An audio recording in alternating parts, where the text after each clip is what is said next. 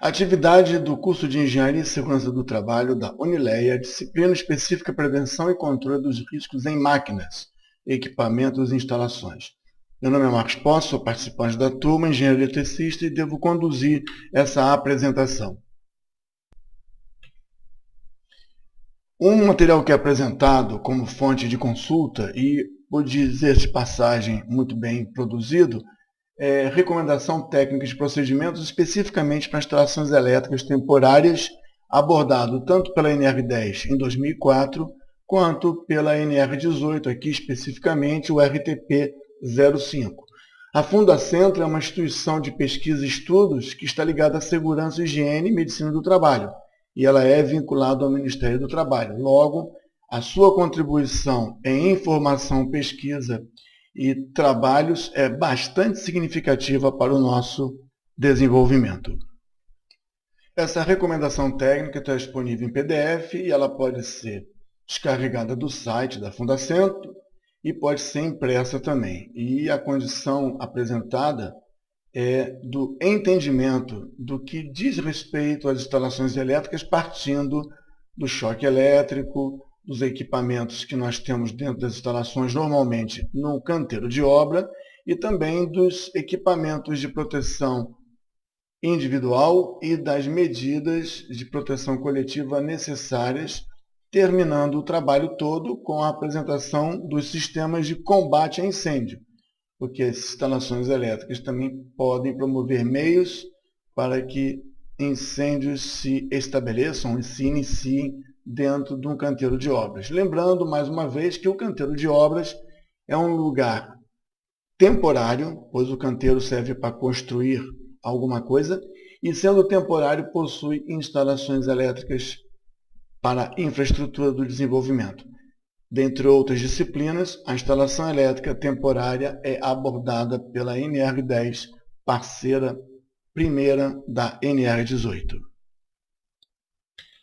Constitui o nosso trabalho 5 pontos a serem abordados, e aqui no nosso foco canteiro de obras, iniciamos com a atuação dos profissionais de segurança do trabalho nessa prevenção, nessa identificação, e terminamos com as técnicas de prevenção e combate a incêndios específicos para esse problema gerado pelas instalações elétricas. O nosso canteiro de obra, de uma visão bastante distante, parece ser muita gente trabalhando para edificar alguma coisa nova, mas se dermos uma olhada com cuidado, podemos encontrar, e essa é a função do engenheiro de segurança do trabalho, que os EPIs não estão protegendo de fato os trabalhadores, que as medidas de proteção coletiva também não estão protegendo de fato os trabalhadores, e aqui nesse caso os vergalhões estão muito bem, obrigado. Dentro dos nossos 5 tópicos, começamos pela atuação dos profissionais de segurança do trabalho. Salvo em condições de perícia, auditoria, fiscalização específica, a atuação do profissional deve ser de forma preventiva, de forma proativa, de forma a identificar no processo ou nas condições locais as condições de segurança dos trabalhos que serão realizados. E por conta disso, nesse caso bastante específico, o entendimento profundo da NR18, canteiro de obras, e o conhecimento e identificação dos pontos na NR10, segurança em instalações elétricas, que são comuns já por obrigação ao atendimento ao trabalhador, em destaque específico quando falamos a linguagem e o jargão do canteiro de obras. Nosso segundo item aqui nesse vídeo curto de apresentação não deixaria de falar sobre proteção contra choque sem, mais uma vez, repetir o que muitas vezes encontramos como literatura e publicação. Choque é corrente elétrica passando por um corpo vivo. Qualquer outra coisa é descarga elétrica. Corpo vivo, pessoa trabalhadora, aqui no nosso caso, com uma intensidade muito grande, pode chegar à eletrocução. Eletrocução é morte por corrente elétrica e, na linguagem jurídica, eletropressão. O choque ele não acontece por vontade própria, digamos assim. Ele é provocado por uma atitude ou por uma falta de cuidado com as instalações. Na figura vemos que entre a mão esquerda e a mão direita desse desenho, partes energizadas promovem uma diferença e a corrente elétrica, pela diferença, procura se estabilizar, passando pelo corpo humano, em particular na região aqui do coração. A corrente elétrica, ela tem diversos efeitos no corpo humano. Um deles é atrapalhar o movimento muscular, provocar movimentos musculares, uma vez que os músculos trabalham com eletricidade. Se nós estamos com dois pontos diferentes de energia, provavelmente haverá uma circulação de corrente pelo corpo. Na segunda figura, nós vemos que a mão esquerda ela recebe energia, a energia passa pelo corpo humano em direção ao ponto zero, um ponto de referência nula, energia potencial procurando se equalizar com o nulo, promove a corrente elétrica, que nesse caso aparentemente não intensifica sua passagem pelo coração.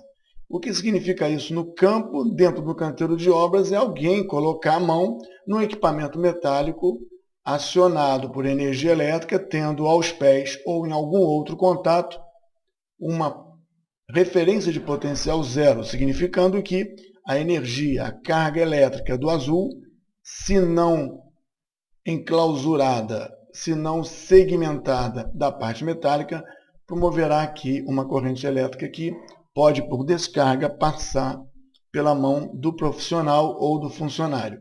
Observa que se houver uma descarga do azul para a carcaça, a corrente elétrica se estabelece. E o que significa dizer que a corrente elétrica passa pelo corpo humano em diversos níveis, dependendo da condição do corpo, da umidade, do contato, da força de contato. Essa corrente pode ter uma intensidade maior ou menor. Nível de choque, e como nós já vimos nas diversas disciplinas, é a intensidade da coisa e a exposição e o tempo de exposição da coisa. Se nós temos aqui uma tabelinha, entendemos que a intensidade pequena, como se fosse promovida por uma pilha, não dá nem percepção no corpo humano. Salvo uma bateria de 9 volts, você consegue perceber algum formigamento. À medida em que a intensidade aumenta, chegamos a um limite onde a corrente elétrica, interferindo com os músculos, acaba por fazê-los funcionar de forma quase que involuntária.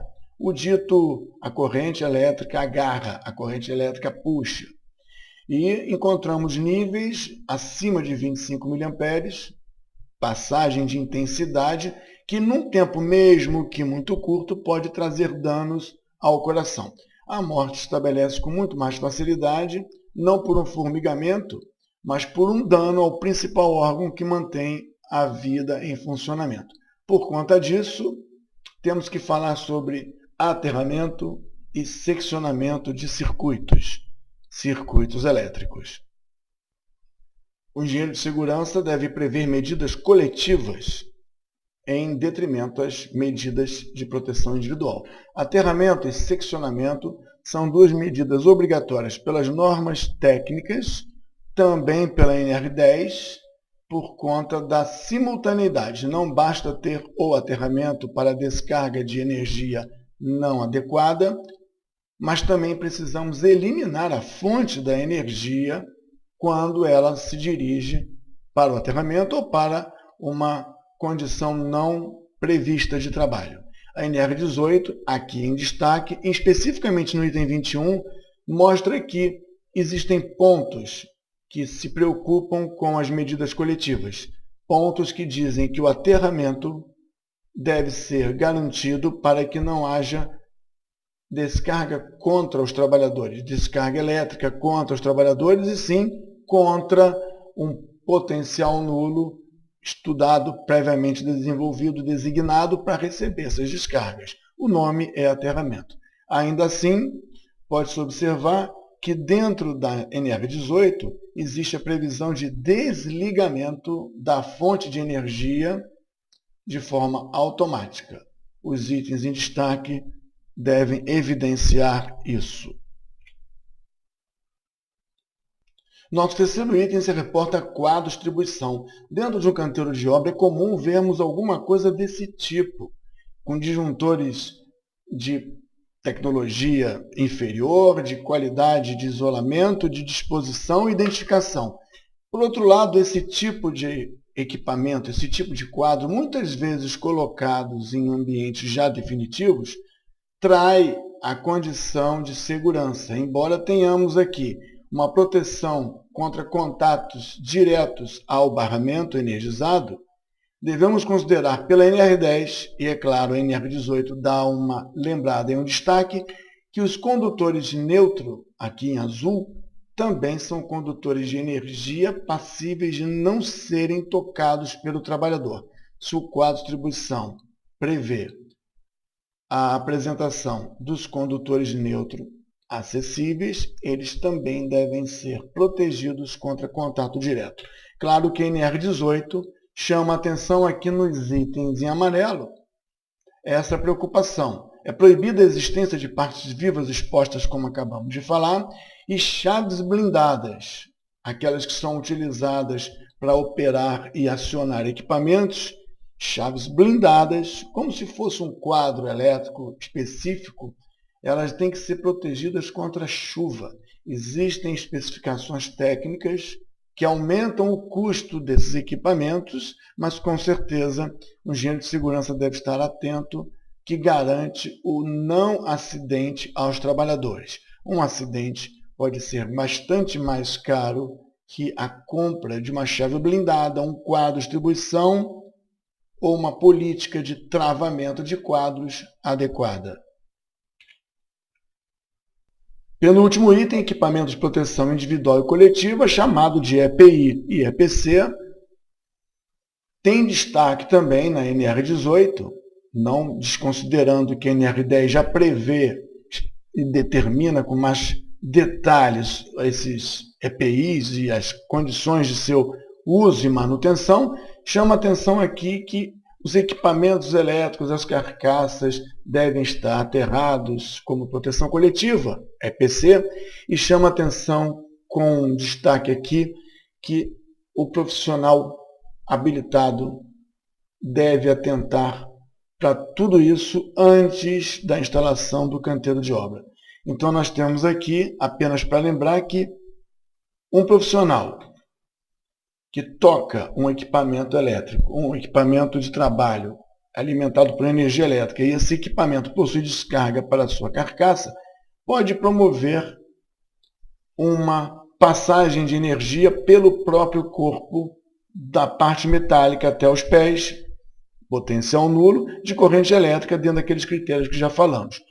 Um equipamento de proteção elétrico, o uso de uma luva EPI, ele evita, em primeira instância, e as botas elétricas de isolamento elétrico evita, em segunda instância, ou seja, 2 contingenciamentos para o choque contra esse profissional. Lembrando que a EPI é medida individual e nós priorizamos a medida coletiva.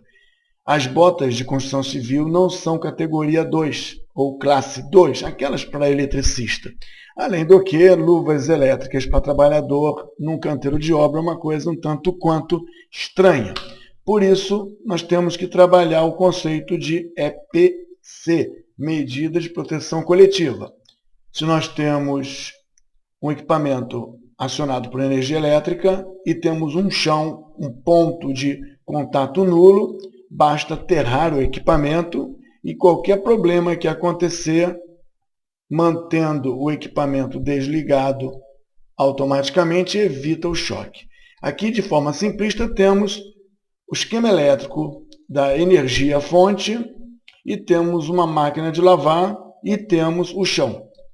Se houver um problema da energia para a carcaça da máquina de lavar e tivermos um aterramento, a energia corre pelo aterramento.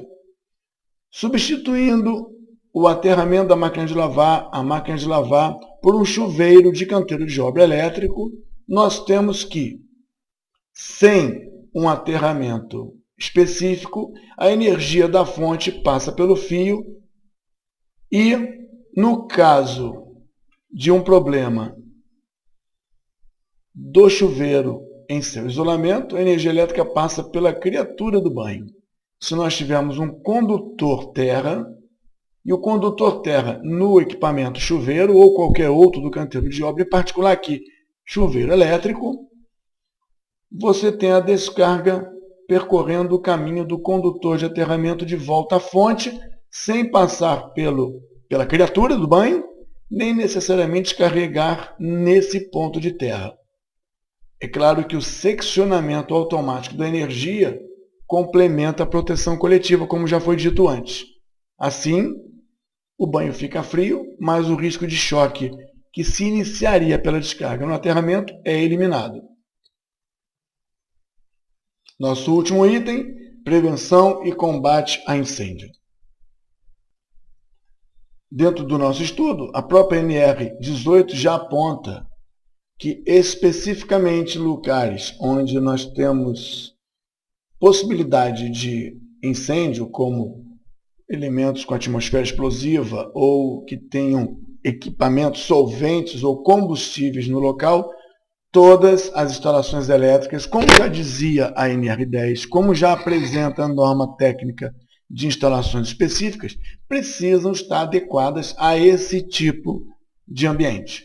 E o mínimo que se pode falar aqui na letra C é utilizar lâmpadas, luminárias e interruptores à prova de explosão, que não liberam centelhas para o ambiente, esse ambiente classificado ou esse ambiente imerso em gás ou perto de substâncias combustíveis possa entrar em incêndio. Os canteiros de obra devem ter equipes e operários treinados. Isso significa dizer que nós precisamos dar ciência dos tipos de agentes extintores que vão atuar no princípio do incêndio, evitando assim um dano maior ou um risco maior aos trabalhadores.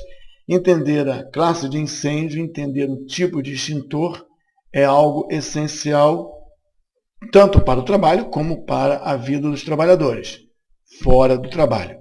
Então, a NR18 só reforça o entendimento da disciplina de combate a incêndio que nós temos no nosso treinamento. Bom, terminamos, não nos 5 minutos previstos, mas na ordem dos 15 minutos, com a apresentação do trabalho de prevenção e controle de riscos em máquinas, equipamentos e instalações, especificamente para a NR18.